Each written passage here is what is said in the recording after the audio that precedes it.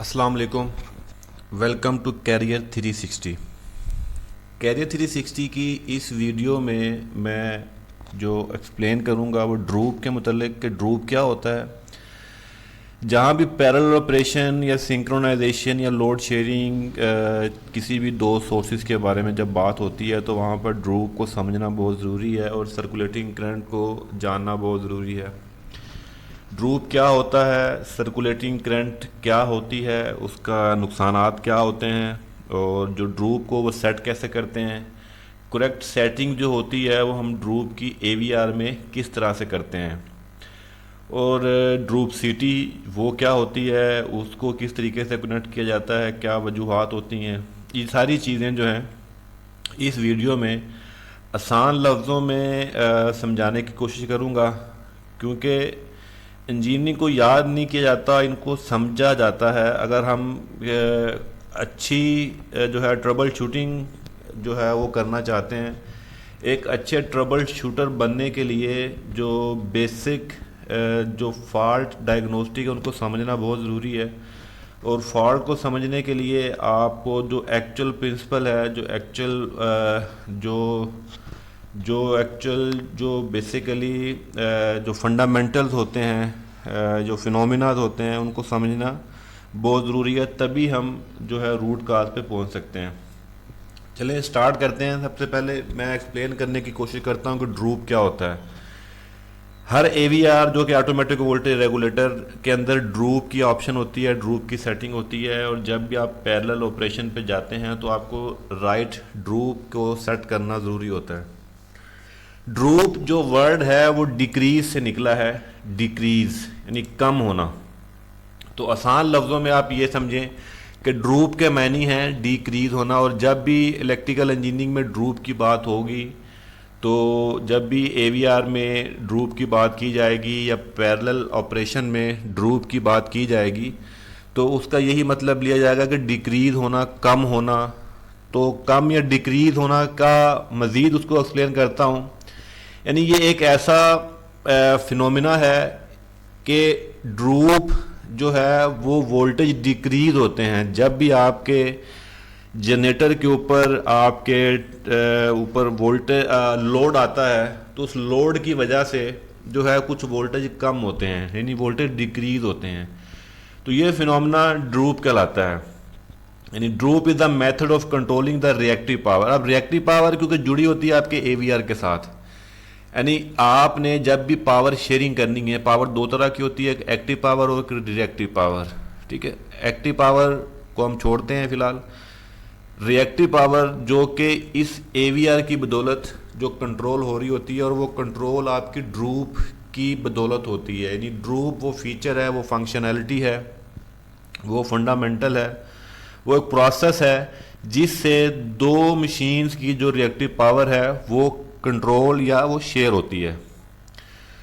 तो जब भी सिंक्रोनाइजेशन की जो एप्लीकेशन होती है, लोड शेयरिंग की एप्लीकेशन होती है, मल्टीपल जेनसेट अगर पैरेलल चलाते हैं, तो वहाँ पर रिएक्टिव पावर को कंट्रोल करना, शेयर करना ज़रूरी होता है। तो वहाँ पर ये ड्रूप की जो सेटिंग्स है वो राइट सेटिंग्स होनी चाहिए, जिसकी बदौलत आप प्रॉपर रिएक्टिव पावर को शेयर कर सकते हैं। आपका जो पावर फैक्टर है वो प्रॉपर कंट्रोल्ड रहेगा।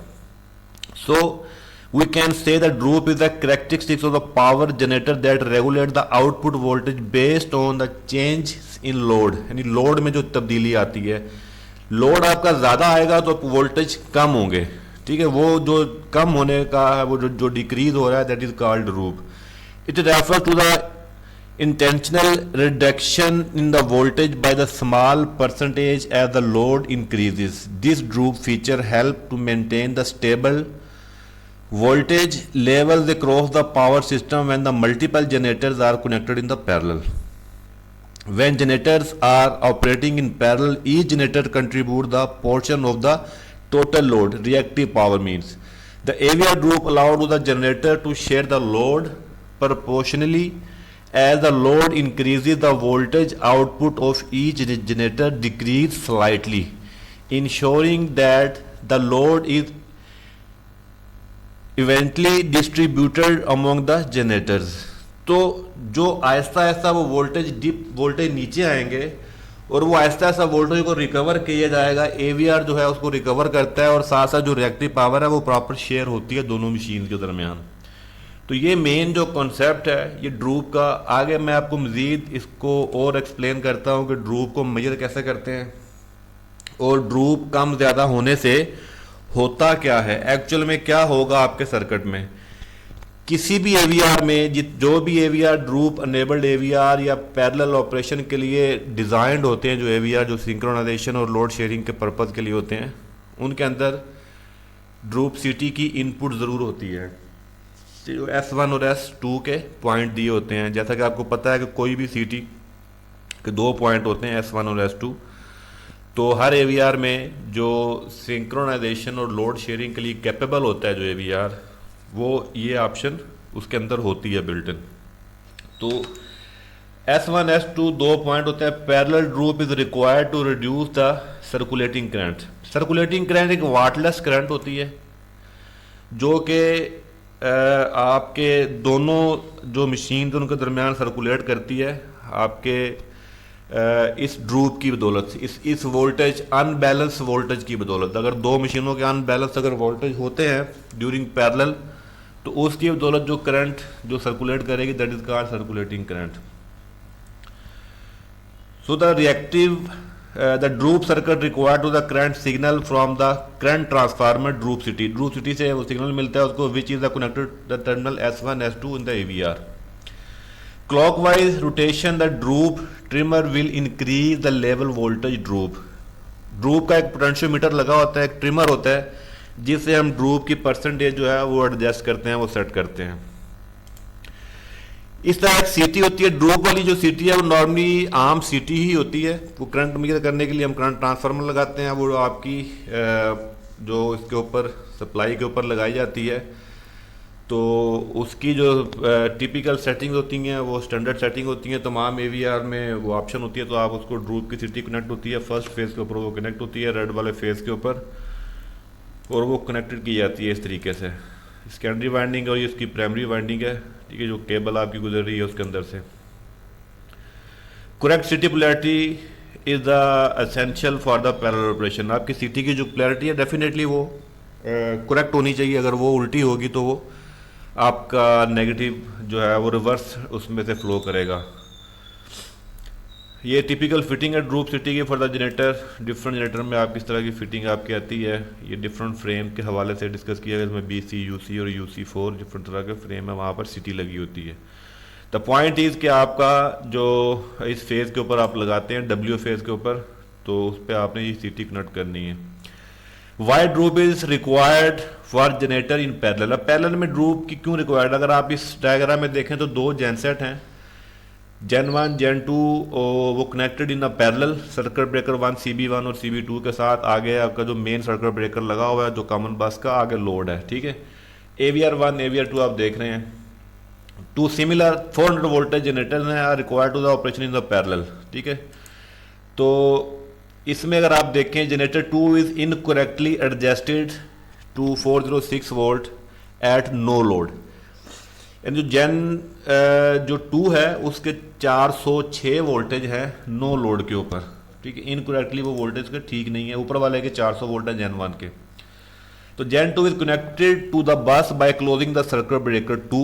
उसको क्लोज होने के बाद Gen 1 is synchronized with Gen 2 and breaker CB is close. कोई सिंक्रोनाइजिंग जो भी कंट्रोलर होगा आपका वो इसको सिंक्रोनाइज करेगा। सिंक्रोनाइज करने से आपका जो सर्किट ब्रेकर 1 है CB1 वो क्लोज होगा। तो इस तरह आपका ब्रेकर जब क्लोज होगा तो सिंक्रोनाइज करने के बाद क्लोज होगा, यानी वोल्टेज को मैच किया होने के बाद क्लोज होगा। तो क्या होगा 403 जो Gen 2 है वो उसको 406 से 403 की तरफ करेगा, यानी वो अपनी एक्साइटेशन को कम करेगा, और जो Gen 1 है वो अपनी एक्साइटेशन को बढ़ाएगा जिससे वो 403 करेगा। सो the resulting bus bar voltage will be approximately average of the 2 generators.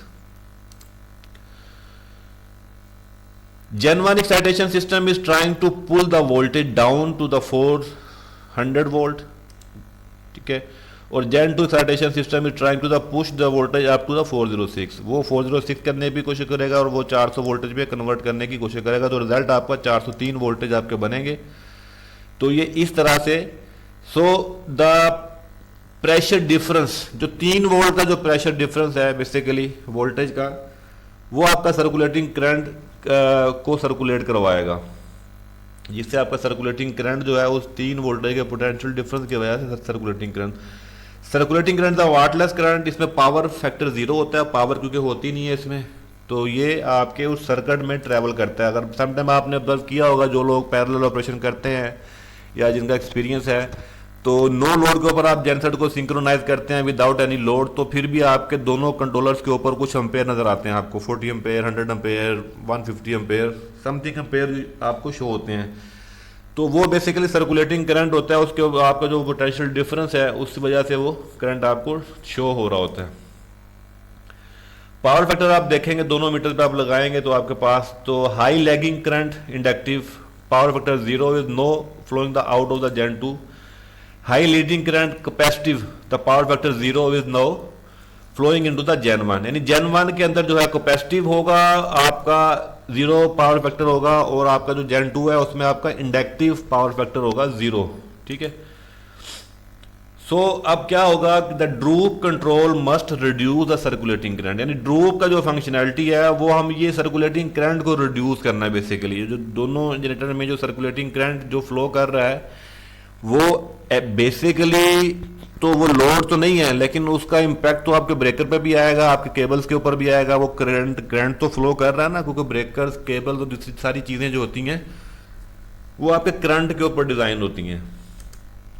The maximum acceptable limit of the circulating current is normally 8%, यानी सर्कुलेटिंग करंट 8% तक की जो है वो मार्जिन रखा जाता है, वो एक्सेप्टेबल लिमिट होती है। अगर आपका जेनसेट जो है 1000 एम्पेयर का है तो 80 एम्पेयर तक जो है वो बेरेबल होता है, ठीक है, उससे ज्यादा जो है वो बेरेबल नहीं है, उसको आपने रिड्यूस करना होता है।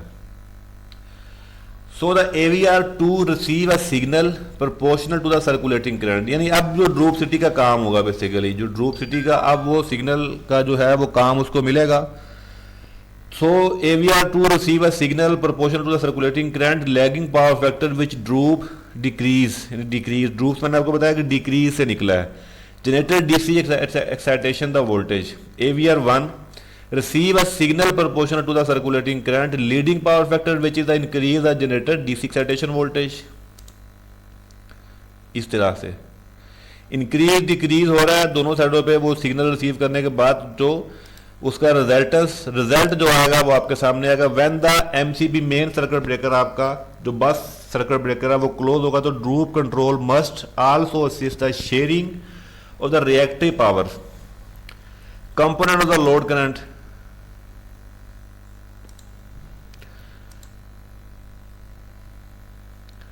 how does the droop circulating, आपका जो ड्रूप सर्किट है वो कैसे सर्कुलेटिंग करंट को फाइंड आउट करता है। उसके लिए आप देखें ड्रूप सिटी होती है आपके जो फेज के ऊपर एक सिटी लगी हुई है, W फेज के ऊपर जनरेटर के, यानी रेड फेज के ऊपर L1 के ऊपर सिटी हमेशा जो आपने लगानी होती है ड्रूप की, वो फर्स्ट फेज के ऊपर होती है, L1 L2 L3, यानी L1 के ऊपर होगी, या उसको रेड येलो ब्लू कह सकते हैं। R फेज के ऊपर या WXY कह सकते हैं, ठीक है। तो आपका फर्स्ट फेज के ऊपर वो सिटी आपने लगानी होती है, तो वो इस तरह की आपकी सिटी लगती है।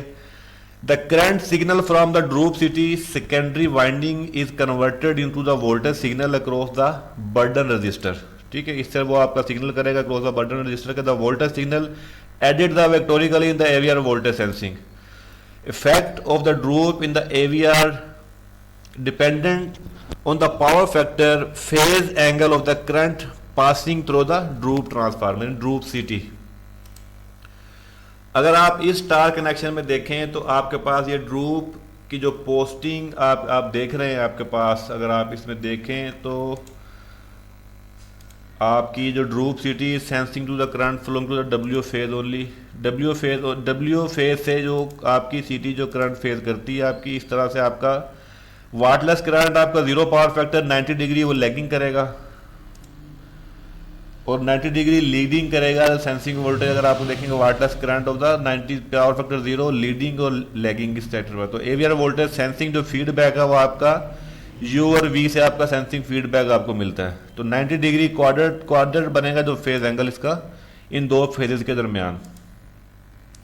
Effect of the drupe on generator 2 with the high initial voltage of the 406 voltage जो है वो किस तरह से आपके जो पुल करेंगे जो यू और जो वी फेज के दरमियान जो आपका जो वाइंडिंग 7 और 8 के दरमियान है, तो वो कुछ इस तरह का एवीआर वोल्टेज की सेंसिंग जो है आप 8 7 और यहाँ पर आपकी ड्रूप सिटी इस फेज पे ऊपर कनेक्ट है आपकी।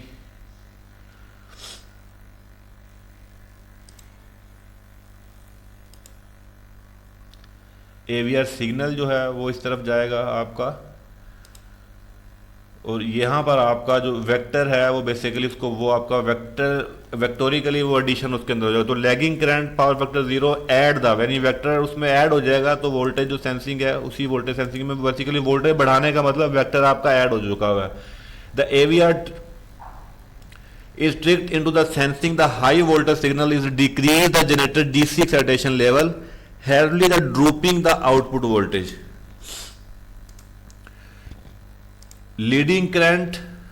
लीडिंग रिएक्टिव करंट जो है वो आपकी इस एलिमेंट पर आती है। Average voltage sensing drupe city,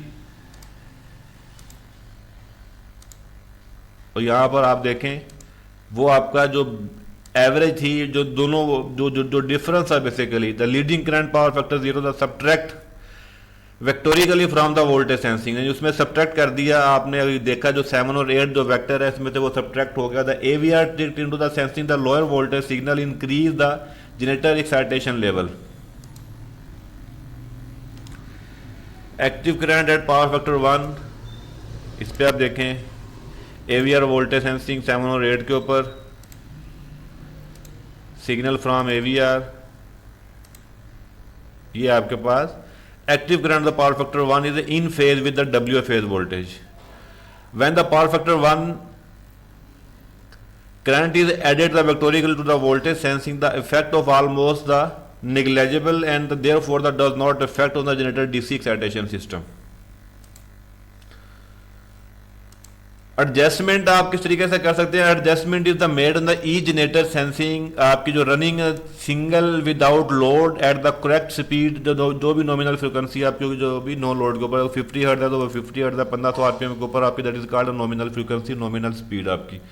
the voltage must be the equal at the no load, you the switch to voltmeter if the possible. No load के ऊपर वोल्टेज सेम होनी चाहिए। The droop CT must be the correct phase and must be the correct polarity, CT must correct phase के ऊपर होनी चाहिए और polarity भी करेक्ट होनी चाहिए उसकी।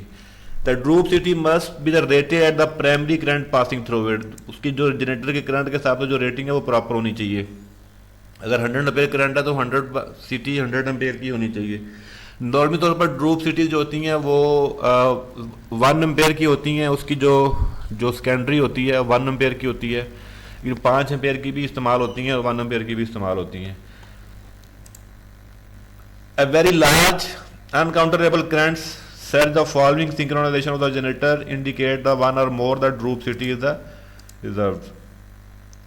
ये पॉइंट है आपके S1 S2 के साथ आपने वो सिटी की कनेक्ट करनी है, S1 के साथ S2 के साथ जो AVR के पॉइंट है, ये वाले आपके AVR के पॉइंट हैं। यानी अगर मैं इनकी बात करूं ये वाले जो पॉइंट है ये एवीआर, ये वाली साइड एवीआर की साइड है ये वाली साइड, और ये सिटी की जो साइड है ये आपकी सिटी की साइड आती है।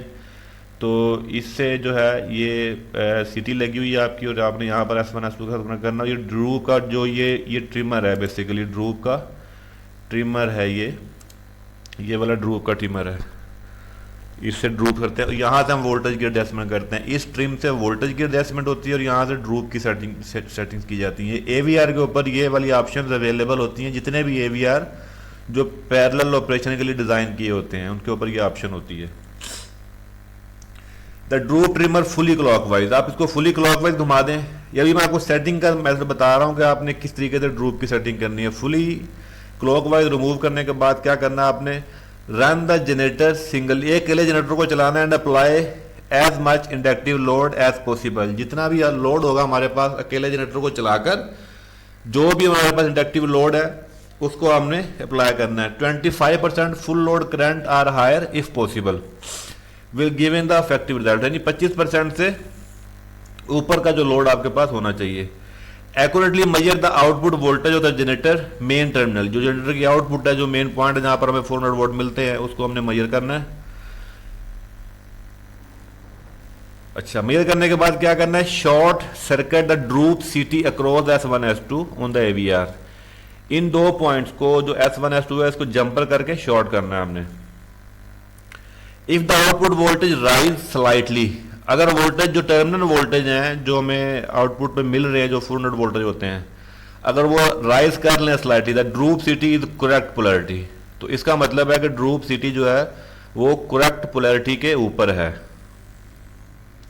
If the output voltage fall slightly, अगर वो नीचे गिरने लग जाएंगे वोल्टेज, तो ड्रूप सिटी जो है वो आपकी रिवर्स लगी है, उल्टी लगी हुई है, आपको वो चेंज करनी पड़ेगी।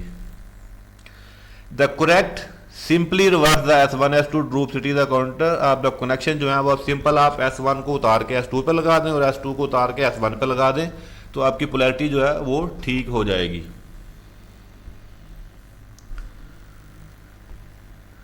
Apply 50% full load current to the generator, power factor is not important.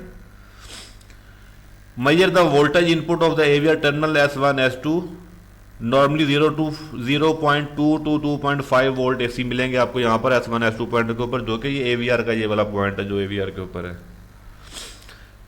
अब क्या करना है आपने, 100% fully rotational clockwise right turn, आपने फुली क्लॉकवाइज घुमाना है इसको, और जो है वो apply the following formula, set the droop trimmer, position the clockwise rotation, ठीक है, और where the droop constant at 25 के ऊपर, AVR के ऊपर, जो कि कांस्टेंट क्या होता है, AVR जो SX440 है या MX440 है उसके ऊपर 25 है, और 100 जो है वो AVR MX3 के ऊपर होता है, 20 जो है वो AVR टाइप ऑफ MA327 और MA329 और MA330 के ऊपर जो है वो 20% होता है।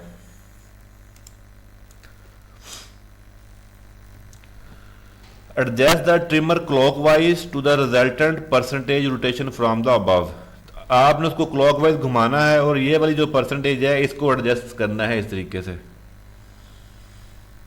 क्लॉकवाइज, ठीक है। सिमिलरली आपकी ये क्लॉकवाइज जो घूमी है ड्रूप की सेटिंग, ठीक है। Higher to the higher value are lower voltage reading across S1 S2 50% load indicate wrong CT rating are the wrong number of the primary lead through the CT, ये उसको indicate करेगी। Single running जो generator है with droop circuit fitted, single running generators with droop circuit fitted, उसमें अगर आप देखें तो 0.51% ये जो है normal AVR voltage regulation is desirable for the single running generators. 3% जो ड्रूप वैल्यू है, at the full load 0.8 power factor at the droop circuit will produce further 3% voltage droop. Shorting, अगर उसको शॉर्ट करते हैं, shorting the switch can fitted across the CT to eliminate the droop when the running are the single generator. Single जब generator चलता है तो फिर आपको ड्रूप की जरूरत नहीं होती, ये पैरेलल ऑपरेशन के लिए है, तो मोस्टली ये स्विच फिटेड होता है, जब आपने सिंगल जनरेटर चलाना है तो उसको शॉर्ट कर देता है।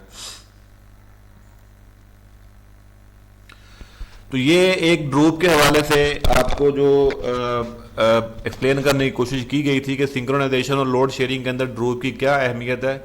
नॉर्मली तौर पर हम लोग 3 से 4% तक का जो ड्रूप है वो हम उसको जो है यूज़ करते हैं, उसको सेट करते हैं AVR के ऊपर, जो कॉन्फ़िगरेशन करते हैं, जो सेटिंग्स करते हैं, ताकि हमारी प्रॉपर जो है वो रिएक्टिव पावर जो है वो शेयर होती है। इस हवाले से उम्मीद करता हूँ आपको ये वीडियो जो है वो पसंद आई होगी। अगर कोई क्यूरी हो आपकी, आप कुछ पूछना चाहते हो, मज़ीद कुछ आपकी कन्फ्यूजन हो अबाउट दिस टॉपिक, तो you may comment on the comment section without any hesitation, और contact me directly via WhatsApp और फ़ोन कॉल और email. I will respond you as soon as possible. Wish you all the best of luck. Thank you very much. अल्लाह हाफिज़।